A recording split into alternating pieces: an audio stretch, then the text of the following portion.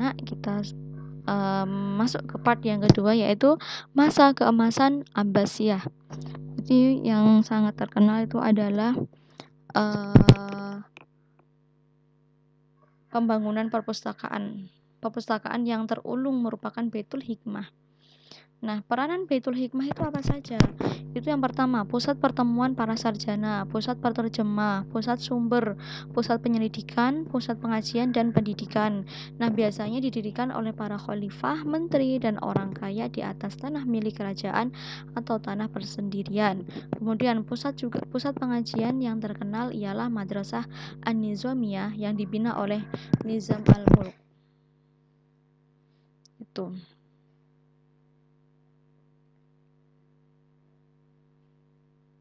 Kemudian masa keemasan Abbasiyah dalam bidang institusi pendidikan itu ada pembangunan masjid. Nah, masjid menjadi tempat ibadah dan penyebaran ilmu pengetahuan yang berkesan. Jadi masjid selain untuk beribadah ini juga untuk proses belajar mengajar. Nah, masjid dipenuhi dengan halaqah ilmu. Halaqah itu semacam suatu lingkaran. Mereka membentuk pembelajarannya itu seperti suatu lingkaran di mana ada guru dan ada murid-murid untuk memberikan ilmu. Kemudian contohnya itu ada Masjid Jami Al-Mansur yang dibina oleh Khalifah Abu Ja'far Al-Mansur pada tahun 145 Hijriyah. Iya.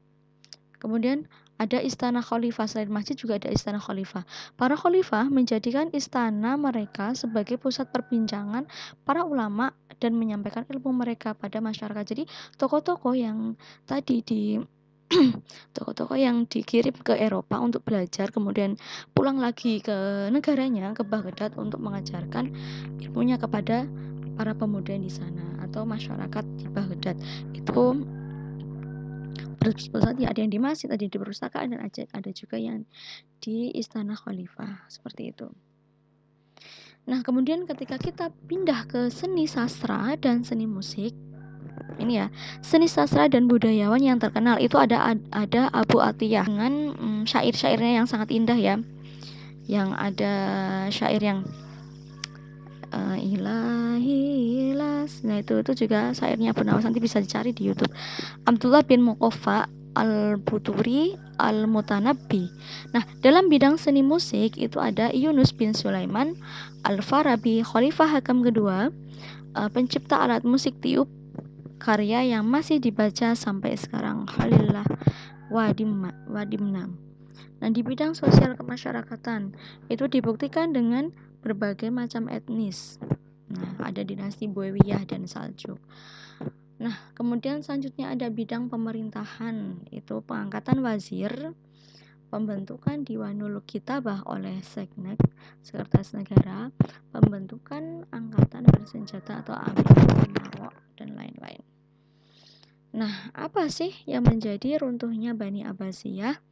Padahal Bani Abbasiyah itu sangat jaya sehingga disebut dengan Golden Age, masa keemasan, apalagi pada masa Harun ar-Rasyid, di mana ilmu pendidikan pusat peradaban negara itu ada di Bani Abbasiyah. Nah, berakhirnya kekuasaan dinasti dinasti Bani Saljuk itu adalah suku kecil pada masa Bani Abbasiyah atas Baghdad atau Khalifah Abbasiyah merupakan awal dari periode kelima. Pada periode ini, Khalifah Abbasiyah tidak lagi berada di bawah kekuasaan suatu dinasti tertentu. Walaupun banyak sekali dinasti Islam berdiri. Jadi kan pada masa Bani Abbasiyah ini banyak dinasti-dinasti yang berdiri. Contohnya ada Turki Utsmani, terus ada Bani Saljuk, Buaywiyah, dan lain-lain. Nah, Abbasiyah tidak lagi berada di bawah kekuasaan suatu dinasti tertentu. Walaupun banyak sekali dinasti Islam berdiri. Ada di antaranya dinasti yang cukup besar, namun yang terbanyak adalah dinasti kecil-kecil. Jadi banyak sekali dinasti kecil-kecil.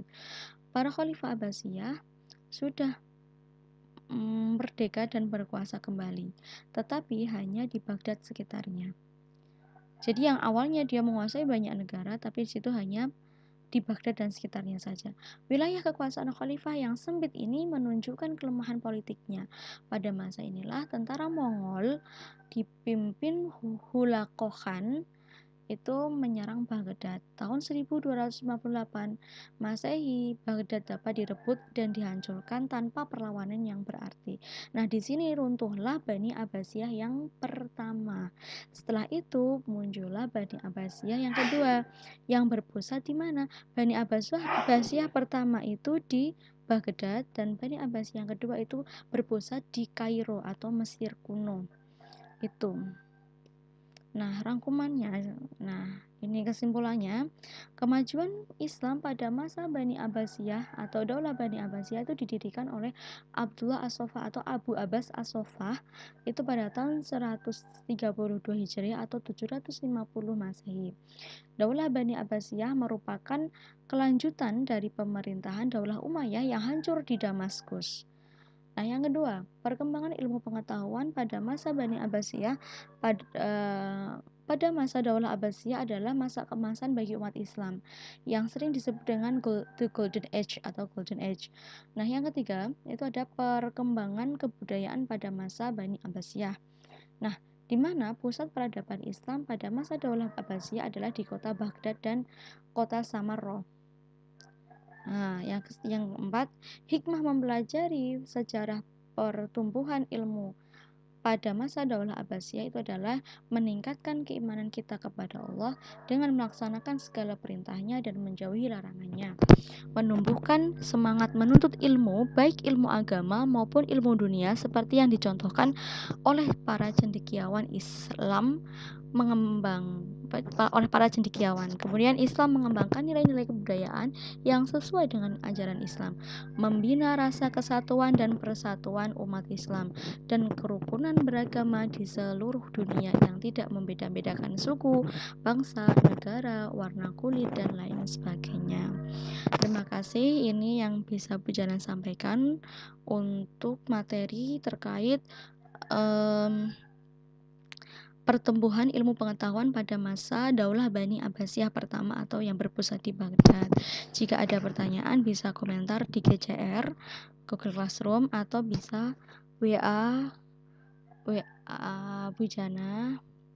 Nah, terima kasih. Wassalamualaikum warahmatullahi wabarakatuh.